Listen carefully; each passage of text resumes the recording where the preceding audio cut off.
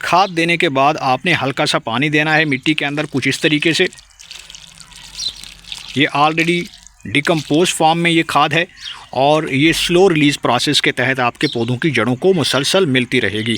तो दोस्तों, हमारे पौधों की ग्रोथ चंद वजूहात की बिना पे रुक जाती है और हम पौधों की अच्छे से केयर नहीं करते। बाज़ दफ़ा हमारी अपनी ही मिस्टेक होती है दोस्तों। हम क्या करते हैं कि पौधों को भर भर के पानी दे देते हैं और पानी से पौधों की मिट्टी के अंदर जड़ें मुकम्मल तौर पे गल जाती हैं, सड़ जाती हैं। पौधों की मिट्टी के अंदर पड़ी पड़ी जड़ें जो है वो काम करना छोड़ देती हैं, सफोकेट हो जाती हैं। ऑक्सीजन नहीं मिल पाती पौधों को, क्योंकि हम प्रॉपर गुड़ाई नहीं करते। पौधों की मिट्टी काफ़ी बार हार्ड हो जाती है, सख्त हो जाती है और इसके अंदर कुदरती तौर पर जो ज़रात होते हैं मिट्टी के, वो बाउंड हो जाते हैं और एक जगह पे स्टक हो जाते हैं, जम जाते हैं, जिससे ये होता है कि आपके पौधों की मिट्टी पत्थर जैसी बन जाती है। और ऐसी मिट्टी के अंदर फिर आपके पौधों की जड़ें जो अंदर की तरफ फैली हुई है या पड़ी हुई है, जो रूट बॉल होता है, वो अक्सर बार बाउंड हो जाती हैं और उनकी ग्रोथ नहीं बढ़ पाती, यानी कि जड़ों के फैलने की रफ्तार कम हो जाती है, उनको स्पीड अप नहीं किया जा सकता। तो इसलिए आप कोशिश करें कि पौधों की जड़ों को स्पीड अप करने के लिए, फास्ट ग्रोथ के लिए मिट्टी को हमेशा से आपने वेल ड्रेन तैयार करना है। जब भी आप पौधा लगाएं किसी भी गमले के अंदर, चाहे वो छोटा है या बड़ा है दोस्तों, आप पौधों की मिट्टी पहले आपने पौधों की मिट्टी के ऊपर तवज्जो देनी है।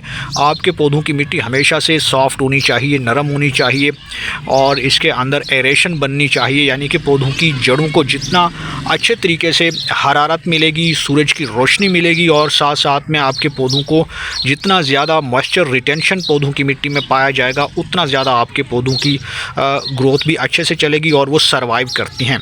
अगर आपके पौधों की मिट्टी हार्ड हो गई है, ऊपर से सरफेस सख्त हो गया है और आप कभी गुड़ाई नहीं करते पौधों की मिट्टी में प्रॉपर्ली, हफ्ते में एक बार करना बहुत ही ज़्यादा ज़रूरी है। चाहे आपके पास सब्जियों वाले पौधे लगे हुए हैं या फिर आपके पास किसी भी तरह का कोई फ्लावरिंग प्लांट है या किसी भी वैरायटी का कोई पौधा है आपके किचन गार्डन में लगा हुआ है या किसी भी गार्डन के अंदर, या आपको शौक़ है पौधे रखने का, पौधों को ग्रो करने का, तो आप अपना शौक़ पूरा तभी कर सकते हैं जब तक आप पौधों की मिट्टी को अच्छे से तैयार नहीं करते। भल मिट्टी का इस्तेमाल करें, नर्सरी से आम तौर पे मिल जाती है और इस मिट्टी के अंदर काफ़ी सारे ऐसे ज़रात होते हैं रेत के, जो हमारे पौधों की मिट्टी को हमेशा पोरस बनाते हैं। आप देख रहे हैं मिट्टी कितनी ज़्यादा सॉफ्ट है और बिल्कुल रेतली टाइप है। रेतली मिट्टी से मुराद यह है कि इसमें रेत 20 to 40% होनी चाहिए, बाकी मिट्टी ही होनी चाहिए दोस्तों। मिट्टी की काफ़ी सारी सूरतें हैं, काफ़ी सारी टाइप्स हैं।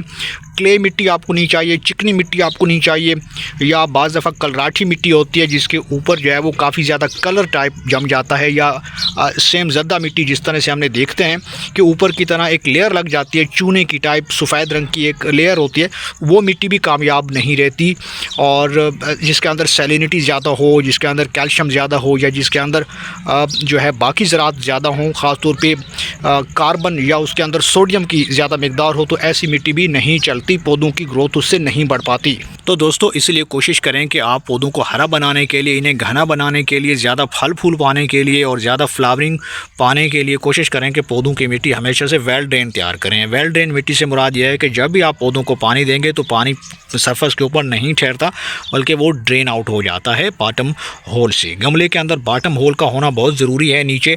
अगर वो बंद है या टेक्निकली आपने उसको बंद कर रखा है सिर्फ इस वजह से कि पानी जो है हम देते हैं तो वो निकल जाता है, पानी को निकलना नहीं चाहिए बल्कि पौधों को पानी चाहिए, तो ये आपकी सबसे बड़ी भूल होती है, गलती होती है, मिस्टेक होती है। गार्डनर की ये सबसे कॉमन मिस्टेक्स होते हैं। जो हमारे न्यू गार्डनर होते हैं ख़ास तौर पे, वो गमलों के अंदर सुराख को प्रॉपर्ली उसको बंद कर देते हैं कि इससे पानी ना गुजरे, लेकिन ऐसा नहीं होना चाहिए। या ऐसे गमलों का इस्तेमाल करते हैं जिसके नीचे पैदे में वो पहले से होल बना ही नहीं होता और हम भी उस होल को नहीं बना पाते, पीछे से जो बन के आते हैं हम उसी गमले के अंदर या पॉट के अंदर मिट्टी को भर देते हैं और उसमें पौधा लगा देते हैं। तो फिर होता यह है कि ड्रेन आउट होता ही नहीं है, एक्सेस ऑफ वाटर पानी की जो सरफेस के ऊपर ठहर जाता है उससे अंदर ही अंदर जड़ें मर जाती हैं, गल जाती हैं। तो एक बात तो ये होगी। दूसरी बात यह है दोस्तों कि आप पौधों को ज़्यादा हरा बनाने के लिए, इनके ऊपर ज़्यादा ग्रोथ पाने के लिए, फ्लावरिंग पाने के लिए, कलियाँ बनाने के लिए, फल पाने के लिए, फ्रूटिंग पाने के लिए और ज़्यादा से ज़्यादा नए बर्ड्स निकालने के लिए नाइट्रोजन वाली खाद का इस्तेमाल ज़रूर करें। शुरू में आप गाय के गोबर की खाद इस्तेमाल कर सकते हैं, लेकिन अगर आपके पास वो खाद नहीं है तो आज की इस वीडियो के अंदर हम अपने 12 इंच के गमले के अंदर इस खाद का इस्तेमाल करने वाले हैं। अब ये खाद क्या है दोस्तों, तो ये आसानी से बनने वाला खाद है जो कि आप भी सिंपली घर पे तैयार कर सकते हैं। ये है हमारे पास कंपोस्ट, चाय की पत्ती की कंपोस्ट बन चुकी है दोस्तों। चाय की पत्ती जो फ्रेश वाली चाय की पत्ती है ये वो नहीं है, बल्कि ये आफ्टर यूज़ जो हम पकाकर चाय तैयार करते हैं और उसके बाद जो पीछे से चाय की पत्ती बचती है उसको आपने अच्छे से छान लेना है, ड्राई कर लेना है सनलाइट में। 2 से 3 घंटों के अंदर मैक्सिमम अच्छी धूप के अंदर ये जो है वो ड्राई हो जाती है। उसके बाद आपने इसको किसी भी बंद कंटेनर के अंदर रख लेना है। ऊपर से उसके जो उसकी लिड है, जो ऊपर से ढक्कन है, उसमें 2-3 सुराख कर लेने हैं ताकि ऑक्सीजन की सप्लाई होती रहे, क्योंकि बाज़ दफ़ा फफूंदी लग जाती है, फंगस लग जाती है, लेकिन वो भी कोई ख़तरनाक नहीं रहती दोस्तों। लेकिन कम से कम आपको 21 दिन के अंदर अंदर ये इस तरह की जो फर्टिलाइज़र है या कंपोस्ट है वो मिल जाती है। इसकी काफ़ी न्यूट्रिशनल वैल्यू है और हाई अमाउंट में इसके अंदर पाया जाता है नाइट्रोजन।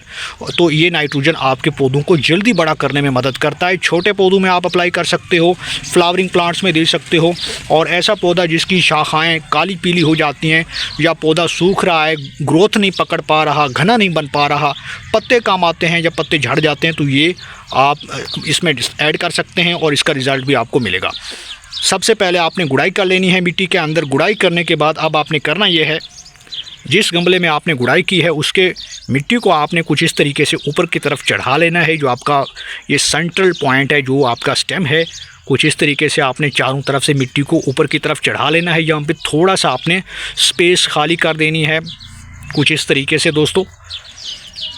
ये खाद चूँकि स्लो रिलीज़ खाद है और जितनी देर तक मिट्टी के अंदर ये मौजूद रहेगी आपके पौधों को नाइट्रोजन देने की ज़रूरत ही नहीं पड़ेगी। कुछ इस तरीके से आपने 1 चम्मच भर के 12 इंच के गमले के अंदर ये 1 चम्मच अप्लाई करना है। आप 2 भी ऐड कर सकते हैं। अगर बड़ा गमला है, ग्रो बैग है, 18 इंच है या उससे बड़ा है, तो उसमें 4-5 चम्मच आप ऐड कर सकते हैं। इस तरीके से आप ये खाद डाल के दोबारा से आपने मिट्टी को ऊपर इससे कवर कर देना है और इसको प्रॉपर्ली बंद कर देना है। इसके बाद आप इसे हल्का सा पानी दे सकते हैं। पानी देना है मिट्टी के अंदर कुछ इस तरीके से। ये ऑलरेडी डिकम्पोज फॉर्म में ये खाद है और ये स्लो रिलीज़ प्रोसेस के तहत आपके पौधों की जड़ों को मुसलसल मिलती रहेगी। तो उम्मीद करता हूँ कि आपको ये वीडियो पसंद आई होगी। वीडियो पसंद आई तो वीडियो को लाइक कीजिए, शेयर कीजिए और भाई के चैनल को सब्सक्राइब कर दीजिए।